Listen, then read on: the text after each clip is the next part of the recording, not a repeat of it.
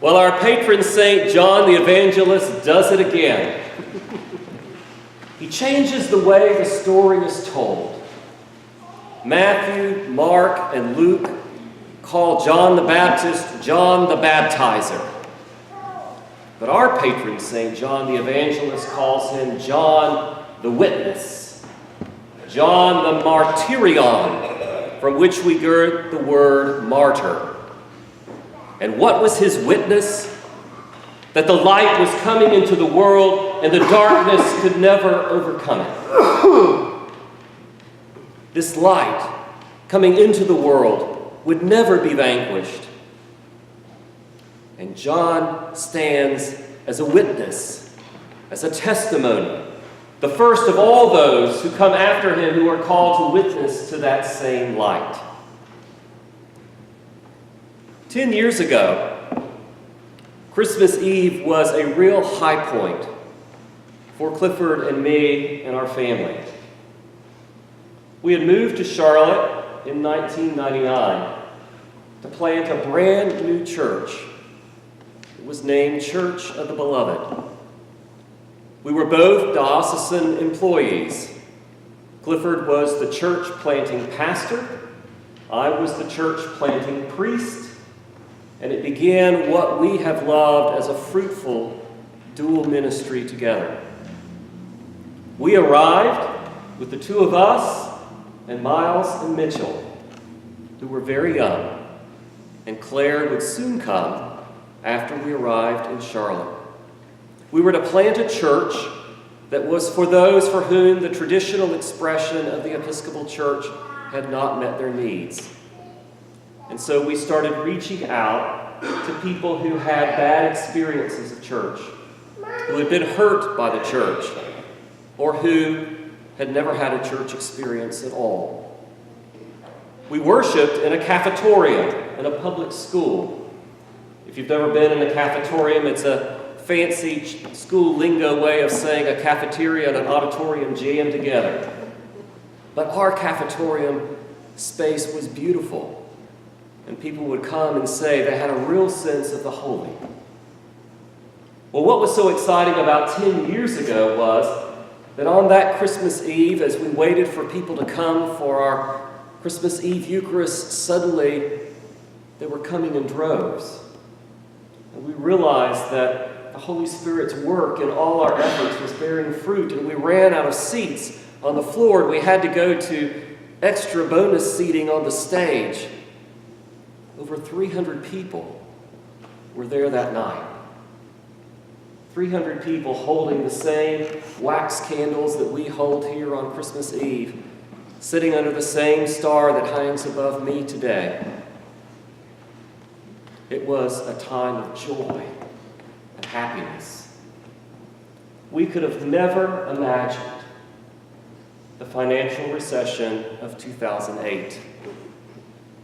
And we could have never imagined what would have happened to the churches in our congregation in that recession.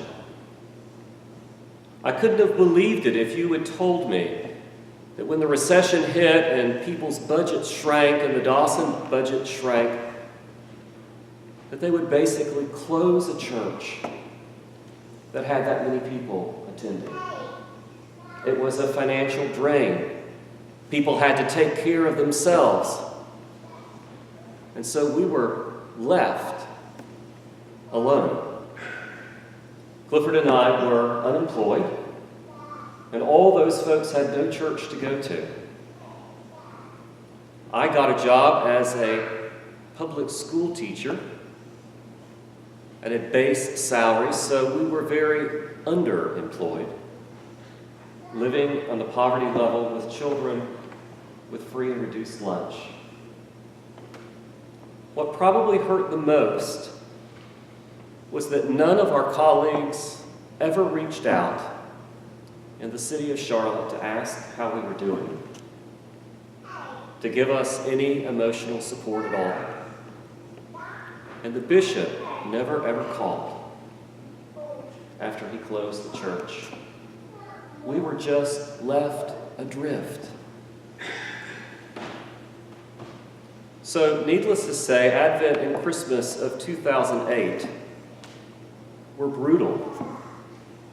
We were in the darkness, and we didn't know where the darkness or where the light would ever come. A couple weeks before Christmas, I was just kind of going through the motions, and I walked to the mailbox and opened the mailbox, and there was an envelope with our name on it that obviously hadn't been mailed. Someone had just stuck it in with the mail. Went back in the house and opened it, and in it were Visa gift cards with a note that was typed that said, "Please make sure your children have a good Christmas." So we were able to buy some really nice gifts that year. But Christmas Eve and Christmas morning was particularly hard. Clifford and I tried really, really hard to make sure that we were happy. Because you're supposed to be happy on Christmas, right? And so we went through the motions, and we came and opened the stockings and went downstairs, and I can remember we were just huddled with one another on the sofa trying to be happy and smile at the presents that our children were seeing and enjoying. And then all of a sudden the doorbell rang on Christmas morning. And Clifford and I looked at each other and said, we don't want to see anybody. So we asked the kids to go to the door, and I think it was Miles who went to the door, and he opened the door and he said, "You've got to come here quick, somebody's left us a baby." And we literally went to the door, and there on the stoop was a basket with the most lifelike baby doll I'd ever seen. It looked real, like it was breathing, wrapped in swaddling clothes. And we're like, I can't believe this. And then we finally realized it wasn't real, so thank God we weren't left with the baby. And we took it in the house, and we unwrapped it. And wrapped in the swaddling clothes were notes of love from the congregation that had been dissolved, gift cards, and other tokens of appreciation to say, you are not forgotten. You are not alone. But sisters and brothers, for 2 years, we lived in that darkness. And darkness is a hard place to be. But you see, I don't believe that God creates the darkness that we experience.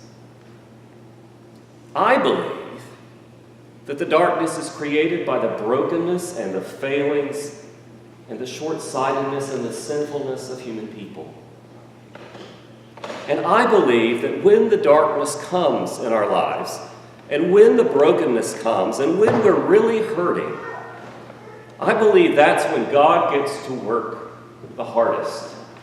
When God looks down and says, God, they really screwed that up. How am I going to fix it? Okay, let's get going here. And God starts working to do what that great prophet said, Isaiah, lifting up deep valleys, pushing down mountains, taking away rubble so that a highway is opened for us.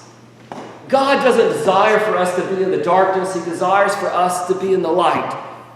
And that great highway gets prepared so that we can walk on it. There were moments when we couldn't see it, or feel it, or experience it, or even understand what in the world was going on. But all in the midst of it, God was working. God was working to take the ashes that were on our heads and to replace them with a garland of joy, as Isaiah said. To open a highway, to let us see that there was a light, as we always say at the end of the tunnel. And my sisters and brothers, the light that Christ brought into our lives is you. You and this city and this parish were the way in which God redeemed our brokenness.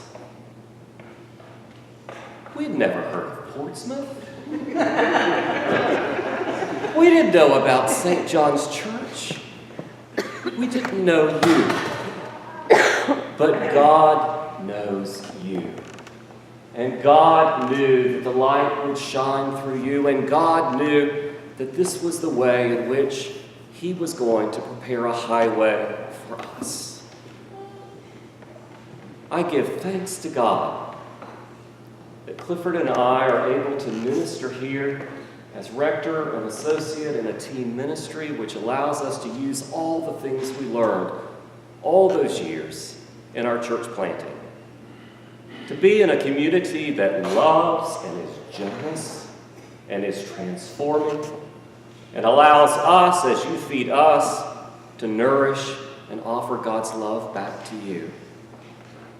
You see, the light really does shine in the darkness, and the darkness will never overcome it.